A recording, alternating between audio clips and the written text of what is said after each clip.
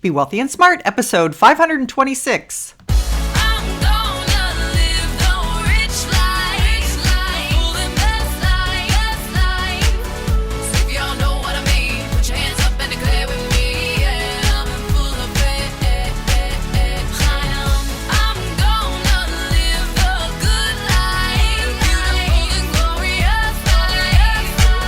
Step into a world of wealth and financial freedom without budgets, boredom, or bosses on Be Wealthy and Smart.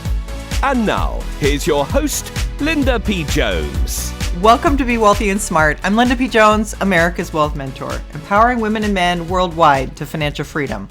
On today's show, we're going to talk about the wealthiest towns in the United States.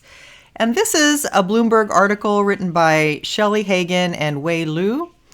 I thought this was interesting because I always like to know, what are the wealthy doing? Where do they live? What decisions are they making? And how did they get there? So that's what we're going to talk about today, examining the facts from this article. So it starts out saying that New Jersey, New York, Connecticut, and California dominate the list of wealthiest towns, and that the entry-level income for the 100 richest places topped $200,000. So what they did was they took the census information and they looked at people's salaries, and they took towns of a minimum of 2,000 households and ranked them based on their average household income. They also excluded households without any income. So here's what the article says. The Silicon Valley town that billionaires Eric Schmidt of Google and Facebook's Sheryl Sandberg have called home is America's richest community for the third year in a row.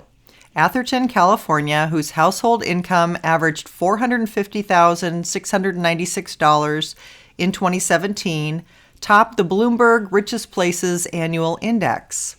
Atherton Mayor Bill Widmer said the tree-lined streets and lot sizes of at least an acre offer residents privacy with Stanford University, Google, and Facebook all a short drive away.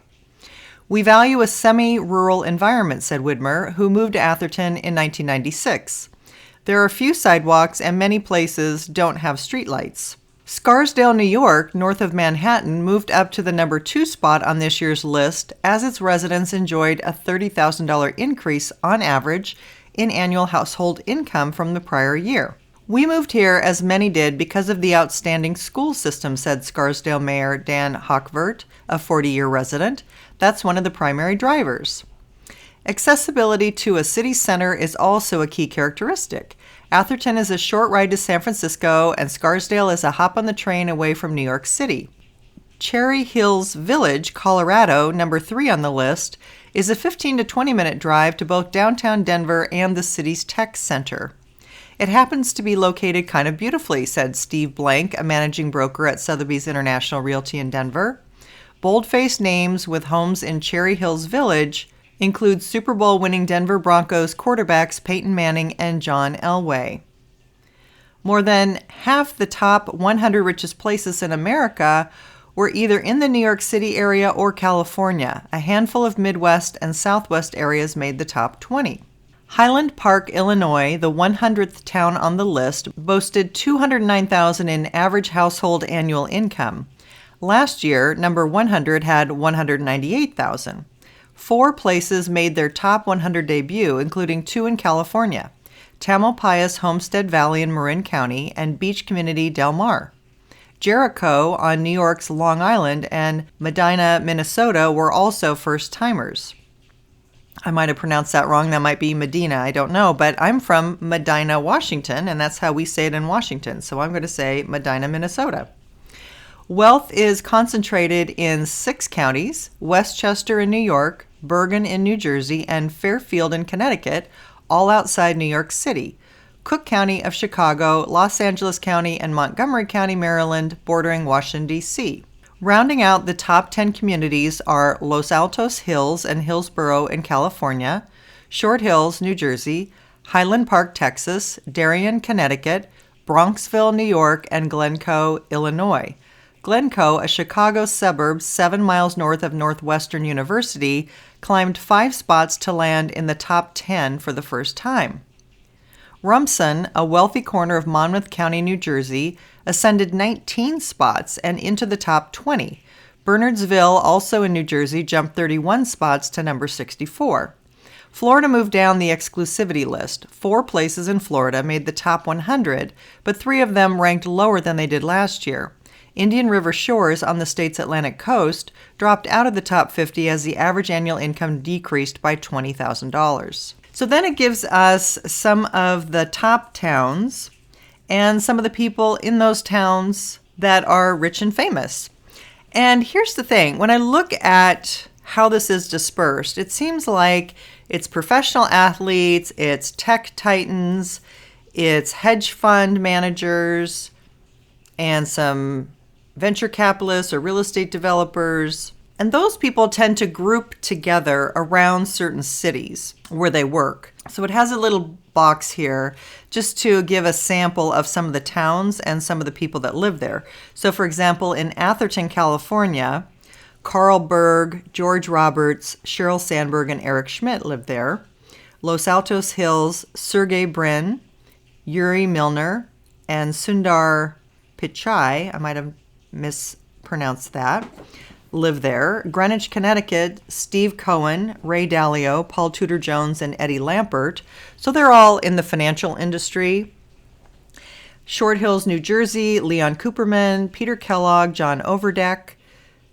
Cherry Hills Village, Colorado, Peyton Manning and John Elway. And Scarsdale, New York, Dan Ock and David Siegel. And then it gives a chart of the top 50 richest places, and it shows the rank in 2019 and then the rank that they had in 2018 and whether they moved up or down on the list. So you can take a look at this and see if you live in or near one of these cities or how any of these are moving in any particular direction. One thing I noticed is that Paradise Valley, Arizona is number 20 this year. It was number 18 last year. And coincidentally, my sister lives there. So what I know about Paradise Valley is that it is a bit on the smaller side in terms of towns, and it does have former professional athletes that have moved there for some reason. So there's former football players, there's professional coaches, there's all kinds of professional athletes that happen to live in Paradise Valley. And so that seems to explain to me how that particular small town in Arizona got to the top of this list. But as I said, a lot of this is hedge fund managers who are making billions, and that's going to skew the averages one way and certainly make, the average look a lot bigger than it is for certain people, because you have a handful of people like Steve Cohen, like Leon Cooperman, who, might make $1 billion a year. So the incomes can be skewed quite high. And then also, with tech executives, they might be cashing in some of their options on their stock, and then that skews their income high as well. So you have, like I said, mostly tech titans, financial experts, corporate moguls, professional athletes, maybe venture capitalists. These are the people that are in these small pockets that are impacting small towns and making their average income look very, very high. So I thought this would be of interest. I kind of like looking at things like this, being apprised of things. Oftentimes, not only location of being close to their workplace where they can make that kind of money, but also being near good school districts, as they said in the article, is super important to a lot of people and how they choose their real estate. So that's always something that we can consider when looking at what cities to move to, what school districts are best, and that tends to really prop up the value of the real estate because a lot of families want to live there so their kids can go to that school district. I will leave a link to this article in the show notes so you can pull up this chart and see the richest places. It also has a map of the United States that shows the 16 states that have these towns in them, and then the states that don't have any of these towns in them. Surprisingly, Washington, with all of its Microsoft billionaires, doesn't have one of its towns up there. So interesting article. I hope you enjoy it. And who knows, if you're starting some kind of a service business, maybe this would be a good map for you to look at in terms of where you want to start your service business. If we haven't yet connected on Instagram, go on over to instagram.com/Linda P. Jones and connect with me there. My Wealth Heiress book is back in stock on Amazon, and the reviews are amazing. Thank you so much. I'm thrilled that men are loving it as much as the women. Of course, the principles apply to men too. So definitely go on over to Amazon.com, or if you're outside of the US, Amazon.uk. Or if you can't access Amazon UK, you can also purchase it off my website. For example, if you're in Asia or Africa, I can mail it to you from my website. So you can still access the Wealth Heiress book. We still have our contest for reviews going. I noticed that people have slowed down a little bit, maybe waiting till we get closer to the end of the contest. So what I'm going to do is give out some prizes at the end of February so that people have a little bit more incentive to leave reviews now, and they're not waiting till the end of March to leave their reviews.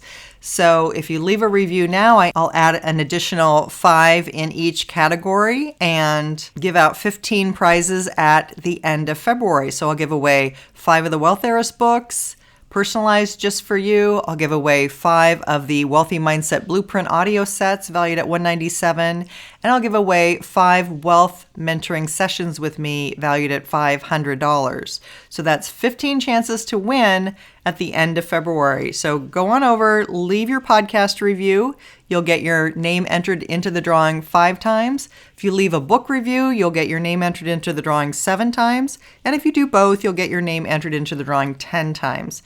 And those who have already left reviews are still eligible to win. We'll still have the 25 other prizes available on March 30th, but I'm just adding some so that you have something to win in February as well. If you haven't completed the survey yet, I would love to have you take 3 minutes, fill out 10 quick questions. Let me know who you are and what you think about the podcast. That would help me create great content for you. And if you're interested in joining the VIP experience, we've had lots of new members coming in. If you want to apply for a complimentary strategy session to talk with me about the VIP experience, and I'll be happy to answer any of your questions. That is all in the show notes. That's all for now. Until next time, live the good life and be wealthy and smart. Thank you for listening to Be Wealthy and Smart with Linda P. Jones. Share the wealth and tell your family and friends about the show. Check out our website, blog, and social media for more riches at www.bewealthyandsmart.com.